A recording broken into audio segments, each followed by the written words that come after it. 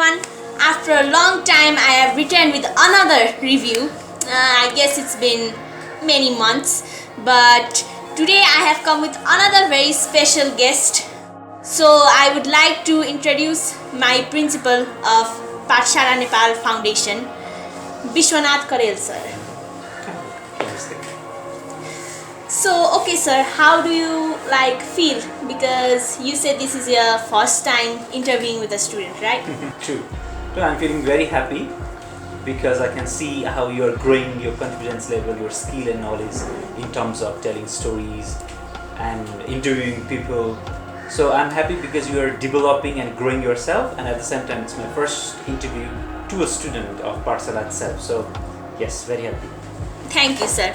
Actually, I'm also very glad because you don't know how long I've been waiting for this. So finally getting the opportunity to talk to you in person and do this interview. Okay, now let's move on to the real interview part. So how do you find my stories, first of all?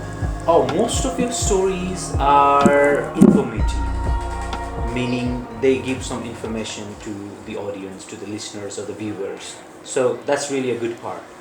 And there are some stories which are motivating too. It's not only informative, but then it's motivating too.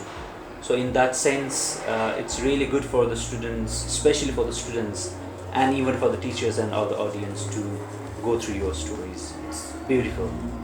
Thank you, sir. And what about the other parts like characters, writing style, plot and such? Most of the stories have very well plotted.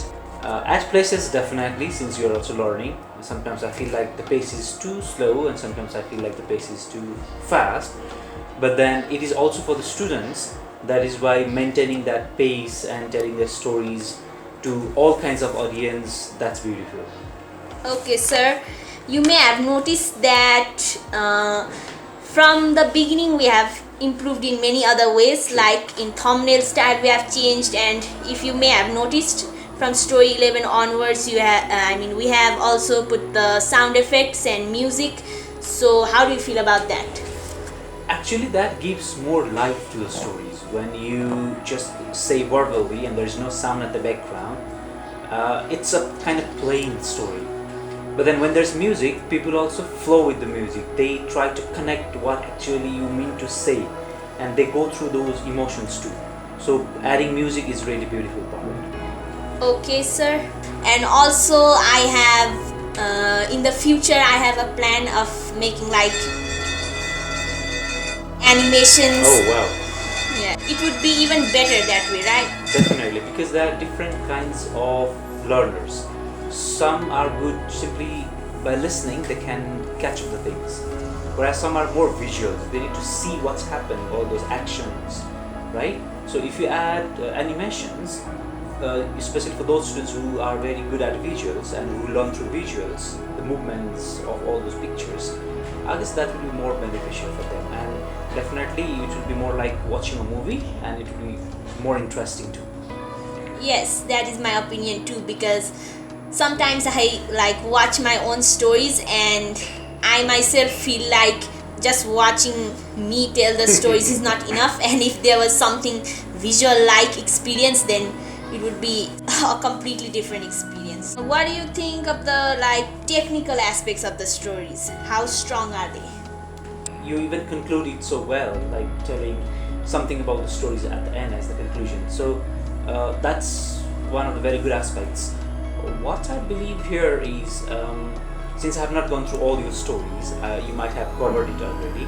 You can even give some time to interact with the audience, like asking some questions, taking a pause, and then interacting back again. So maybe that will add more fun, and it will hold your audience, and it will make it more interactive. Okay sir, I didn't think of that before, so thank you for that suggestion. I'll surely think about that.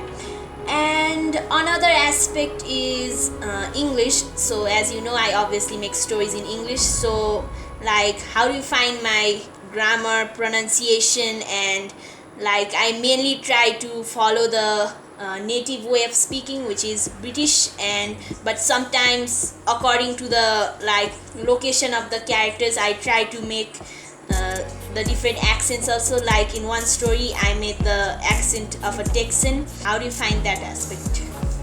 That's really wonderful. I did not notice that before. Definitely, we follow British English, and if you have been following accent according to the characters, that's wonderful part. I believe you should keep on doing that. That's wonderful. Okay, sir. Thank you. I'll try to make stories of like characters from even more diverse places. So yeah. And do you find my English of standard? Actually, though we follow British English, but then we are not the native speakers. So you don't have to be perfect British native speakers in terms of speaking English, but then definitely improvising is always a good part. And secondly, your own English is good enough for the Nepali audience, because most of them, though they follow British English, as I said, we are not native speakers, so it's good enough, and you are improvising yourself too. So that's really good. Okay, sir. So I try to make my English as close to understand, and sometimes there's like captions in my videos too, so that if anyone doesn't understand, then they can just turn it on and see it. Areas to improve English in the storytelling? Not much, because I believe you have been improvising yourself. You don't have to do much, but then improvise some of the pronunciation in terms of some specific words. The rest, you're doing good. Okay, sir. So you pointed out like some of my weaknesses. So do you have anything else to add on that? Yeah, at times you can even tell stories that are somehow closely related with the values education or the moral science, and not only to the students, I mean also to the other younger generations, or even to the team of teachers, or the, let's say, the facilitators, right? So that way your variations with the audience go bigger, and I believe that can be one part to this. But then you are doing good. I believe you can even take help of your colleagues and teachers to help you to reach to many of the people, not only to the students here in Pathshala, but then students of whole Nepal and even abroad. Because the first thing is telling story itself is a beautiful thing. Many people are developing this skill. It's a beautiful skill that you have. Secondly, it's not only listening to the stories, but also learning the information and getting inspired. So you are inspiring many people. So let's reach to as many as we can and inspire as many as we can. So thank you, sir. Considering that point, I have like many international friends, like from the Philippines, the United States, and some other places. When like after I talk to them for a while, I try to tell them about my stories and what they're all about. So yeah, I'm trying to reach many people, and the people who I know closely also, I try to like talk to them and see if they can see my stories and like give me feedback and all that stuff. What do you think is the like most suitable plot, like writing style, characters, those kind of stuff for my stories? The first thing is you're doing good. Second is, in case if you want to bring some improvisation and your variations, I believe you can also work on the teenager issues, but not directly as the moral story says, because nowadays most of the things have some connections to the ICT, right, with the technologies and with the animations. So as you said, you're already into animation, so I guess that way of telling the stories and creating the plots where there's some hidden things inside, like we usually have in some adventurous stories, where you do not go to the climax very simple. There are many ups and downs, and usually teenagers, they like those adventures. So if you have more adventures, even in the simple stories, and the things are not solved easily, it has many ups and downs, I guess that will create more interest, and ultimately it has some beautiful moral behind the story. So I guess that can be one way you can bring the variation. But your stories always, some of your stories have that, and you can still add some more stories with adventure, with some thrilling points, maybe at times some horrors, but not very horrifying. Some where they can, really need to think about it, what might happen next. So yeah, those things can be added.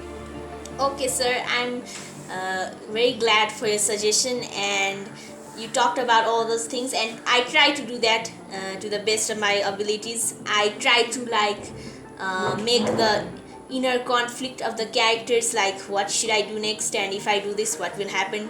And you said about horror stories. Actually, I think I've written like only one of them till now. That is story 14, Amanda and the Intruder. And actually, I am very interested in those horror like stories. So I'll try to make more of those. It's not like only one type of genre will include all kind of audience or the viewers. There should be variations too, and you have been doing that pretty well. But then adding some technological aspects, some sci-fi, some adventures, some horrors. I believe if you have a kind of conversation, as you said, you have friends from abroad as well.